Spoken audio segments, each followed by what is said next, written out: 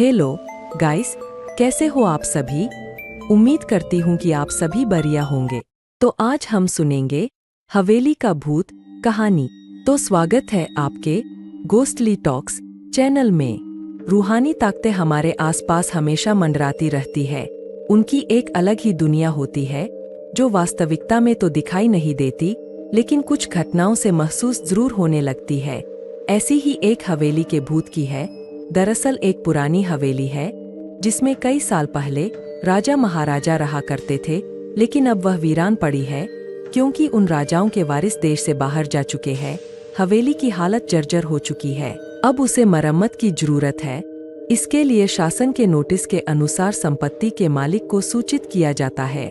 कुछ दिनों में पूर्व राजाओं के वारिस में से एक लड़की हवेली में अपने बच्चे के साथ दाखिल होती है, जो कि उस जमाने के राजा के नाती की लड़की थी। उसका नाम उर्मिला था। उसके पति की कार एक्सीडेंट में मौत हो चुकी थी। अब वह विधवा हो चुकी है, लेकिन उसके पास उसका एक बेटा है जो 8 वर्ष का है और वह भी अपनी माँ के साथ हवेली आया है।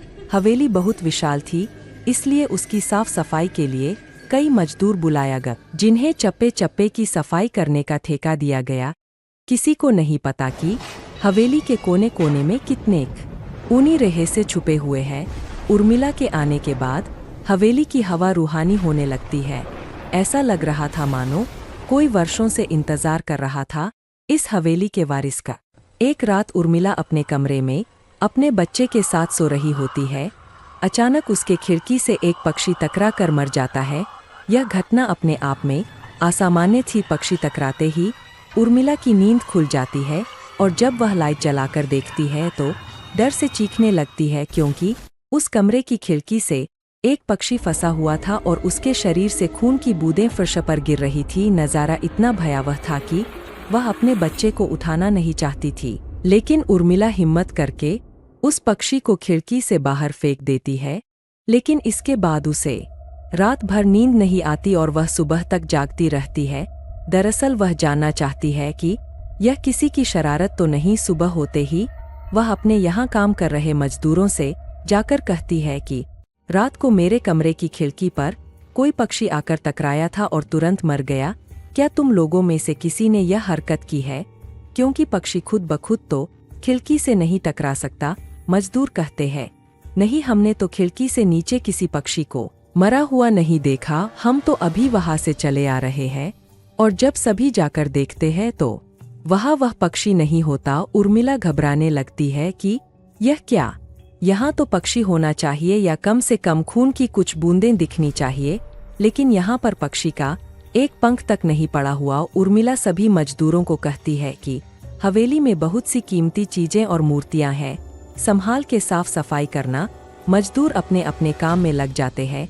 उर्मिला अपने बच्चे के साथ कमरे में टीवी देख रही होती है कि अचानक हवेली की छत से एक मजदूर नीचे गिरता है। उर्मिला को अचानक लोगों की आवाज सुनाई देती है।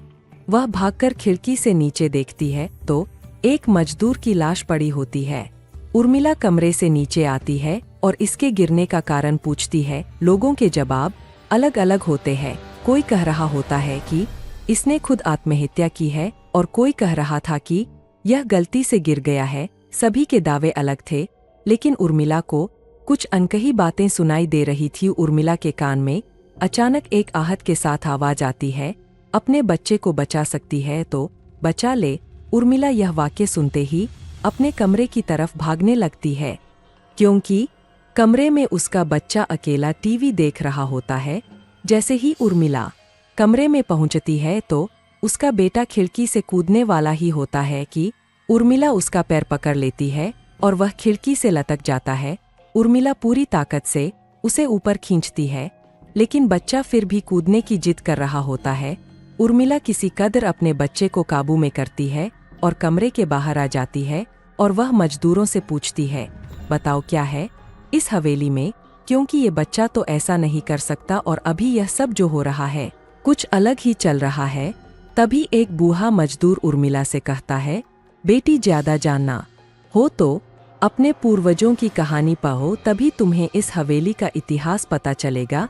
इस हवेली की कहानी की किताब इसी गांव के सरपंच के घर में रखी होती है, जो कि बहुत साल पहले मर चुके थे, लेकिन अब भी उनके बेटों के पास वह किताब मौजूद थी। उर्मिला सरपंच के घर पहुंचती है और किताब ले लेती है।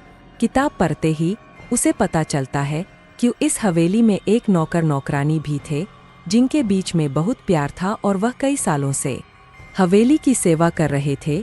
लेकिन एक बार रानी के शाही गहने चोरी हो गए और उसके शंका में राजा ने नौकरानी को चोरी की सजा दी और उसे जिंदा दफना दिया गया।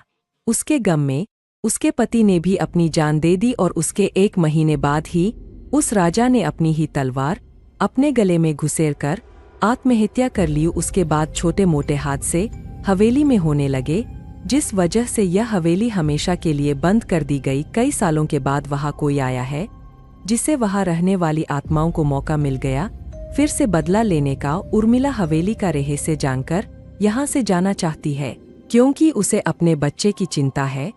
इसलिए वह रात में ही कार लेकर एयरपोर्ट के लिए निकल जाती है। अचानक रास्ते में उसकी कार का एक्सीडेंट हो जाता है और कार पलटकर उल्टा हो जाती है, लेकिन दोनों को कोई नुकसान नहीं होता। उर्मिला अपने बच्चे को बाहर निकाल लेती है और सुनसान सड़क पर भागने लगती है। रास्ते में उसे एक कार आते दिखाई देती है और कार रोकने के लिए उर्मिला सड़क के बीच में खड़ी हो जाती है और अपनी मदद के लिए चिल्लाने लगती है। तभी अचानक कार वाला आकर कार का ब्रेक लगा देता है। उर्मिला पास जाकर देखती है तो उसकी हिम्मत बढ़ जाती है, क्योंकि यह एक पुलिस ऑफिसर होता है।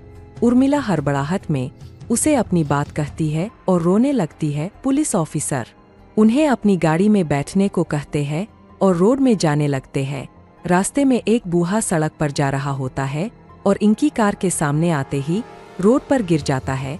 पुलिस ऑफिसर गाड़ी से उतरकर उस व्यक्ति को देखते हैं। बूढ़ा व्यक्ति बेहोश हो चुका था। पुलिस ऑफिसर उसे गोद में उठाकर अपनी गाड़ी में पीछे बैठा देता है और अस्पताल के लिए चलने लगते हैं। अचानक उस बूढ़े व्यक्ति का हाथ पीछे से पुलिस ऑफिसर की गर्दन तक पहुंच जाता है। पुलिस ऑफिसर छटपटाने लगते हैं और अचानक गाड़ी का ब्रेक लगा देते हैं। गाड़ी की स्पीड कम होने की वजह से कार वहीं खड़ी हो जाती है और ऑफिसर अपनी गन निकालकर बूढ़े की तरफ निशाना लगाकर गोली चला देता है। बूढ़े की सर में गोली लगने से भी उसकी जान नहीं जाती है। महिला और पुलिस ऑफिसर दोनों समझ चुके थे कि यह कोई भूत है। भूत को देखते ही उर्मिला अपने बच्चों को लेकर बाहर निकल जाती है और इसी बीच पुलिस ऑफिसर भूत की पकड़ से अपने आप को छुड़ाने में कामयाब हो जाते हैं। पुलिस ऑफिसर के बाहर निकलते ही तीनों बाहर रोड से भागने लगते हैं और कुछ देर भागते हुए उन्हें सड़क के किनारे जगमगाती लाइट्स दिख रही होती है। पुलिस ऑफिसर उर्मिला से कहते हैं कि मैडम, यह एयरपोर्ट है, जल्दी चलिए। उर्मिला अपने बच्चों को लेकर एयरपोर्ट के अंदर पहुंच जाती है। एयरपोर्ट पहुंचते ही उर्मिला की जान में जान आ जाती है, क्योंकि पुलिस ऑफिसर की बहादुरी की वजह से उसके बच्चे की जान बच गई थी। लेकिन हवेली में भूतिया ताकतों का आधिपत्य अभी तक बना है और इसी के साथ खूंखार भूतिया कहानी खत्म हो जाती है। तो आप सभी धन्यवाद कहानी सुनने के लिए। उम्मीद करती हूँ कि आप सभी को ये कहानी पसंद आई होगी और ऐसी ही मज़ेदार कहानी सुनने के चैनल को सब्सक्राइब न भूले। शुक्रिया, बाय बाय।